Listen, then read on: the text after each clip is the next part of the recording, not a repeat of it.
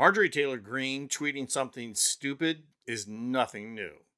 Marjorie Taylor Greene saying something reprehensible in that annoying nasal twang of hers is also nothing new.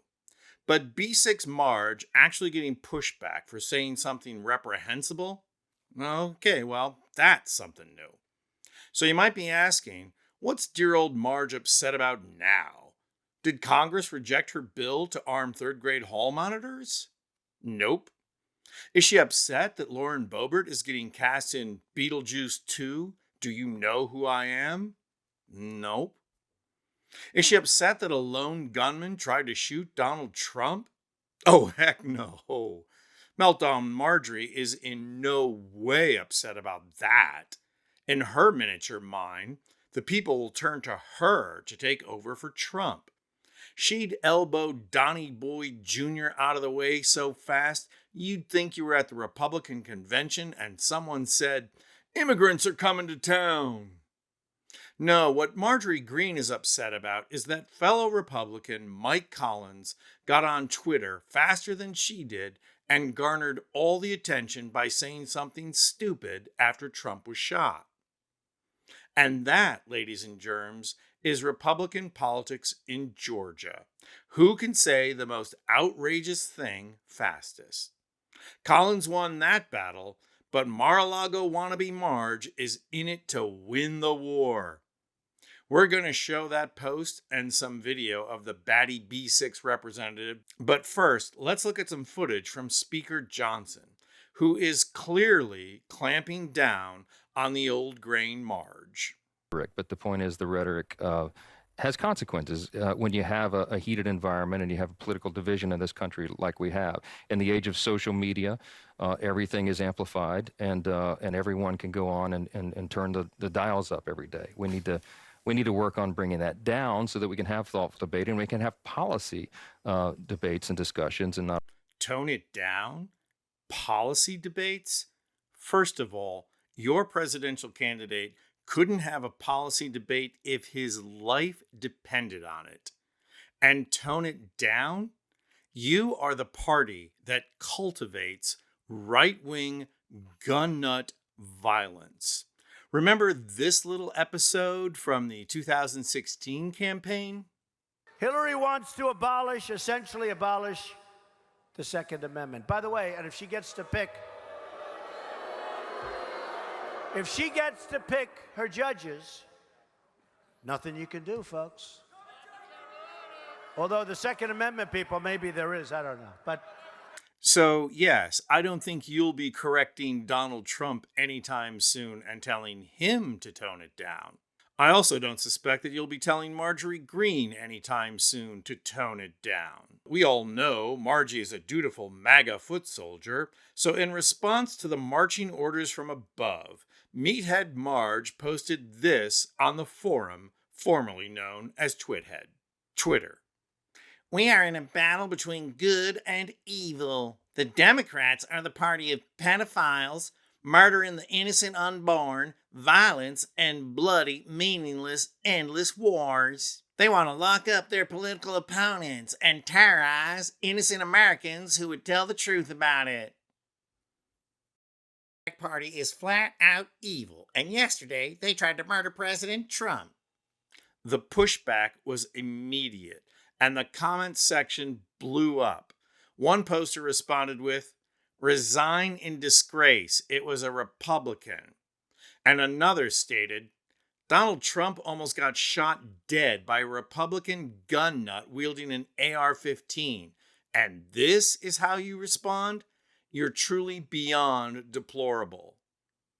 And yet another poster responded, "Your rhetoric is reprehensible. Sit down." In a separate post, the user wrote that Marjorie Taylor Greene has been crying about Democrats' rhetoric for almost a day. Now, of course, the one response we did not hear or see from was Speaker Johnson, but that's only because he's so busy trying to make sure that everyone is toning down the rhetoric. I'm sure there's probably a Democratic dog catcher in Minnesota that called Trump a fascist, And Johnson really needs to chide that person about rhetoric like that not being helpful and how our nation needs to heal. Green, of course, doubled down on her post, going on Real America's Voice to say this. You know, it is a battle of good and evil. That is exactly what this is. And I feel it every time I go into Washington.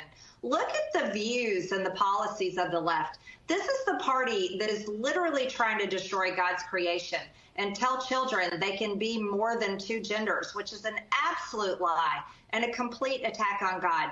The Democrat Party is the party of abortion, murdering the innocent unborn.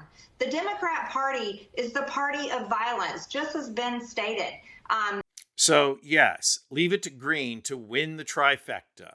First, blame the other party for what you are doing. Second, say something homophobic so that the Christian right can feel like someone in authority backs their closed-mindedness. And finally, trot out abortion and emphasize murder, because you are getting your butt kicked on the issue. And of course, before you leave, one more, accuse the other party of what you're doing and restate that the Democrats are the party of violence. But accusing Democrats of violence is more than just accusing your opponent of what you are doing. It is the height of sheer and unmitigated hypocrisy. And yes, I know that Republicans, and especially B6 Marge, are immune to hypocrisy. But how about this little campaign tweet, Marge? And the Democrats are the party of violence? You cater to gun nuts. You promote not only right-wing, militaristic, violent rhetoric, but violence itself. So spare us your outrage, Marge. You are guilty as sin. And dumb as a rock. People of Georgia, can't you do something about the 14th district? It can't be good for the state's image to keep re-electing someone who makes the rest of the world think there are too many cousins marrying their cousin in the Georgia 14th. And here's the thing that really makes the 14th district embarrassing. Take a look at who is running against Marbles for Brains Marge. Sean Harris. Who is Sean Harris? He's a former Marine who retired at the rank of general. He is someone who does more than talk the talk. He walked the walk, serving as a combat infantry commander in Afghanistan. Okay, but what about family values that the divorced Green keeps talking about? Well, he is still married to his wife for 35 years and they have 5 children. Have you raised 5 children, Marge? Actually, that's something I don't even want to think about. He and his wife live on a farm. Do you know what a farm is, Marge? I mean, you shovel BS like you've been on a farm, but I doubt you know how to work one. So what's not to like? How does this candidate not fulfill your values? Oh, yes. He's a black person. Well, good thing there's no racism in the 14th district. To the rest of Georgia and everyone else, find a way to support Sean.